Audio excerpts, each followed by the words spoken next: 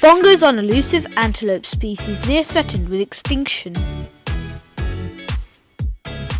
They are native to the dense rainforests of western, central and eastern Africa. Their main diet consists of leaves, bark and grasses.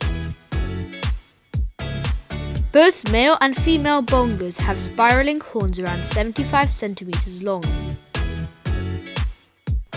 Their beautiful horns have a bony core and an outer layer of keratin, the same material in your fingernails.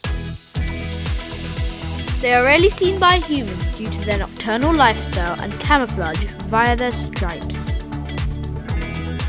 Due to habitat loss and poaching for horns, there are only around 28,000 wild bongos. Make sure you like this video and subscribe to our channel for more amazing content.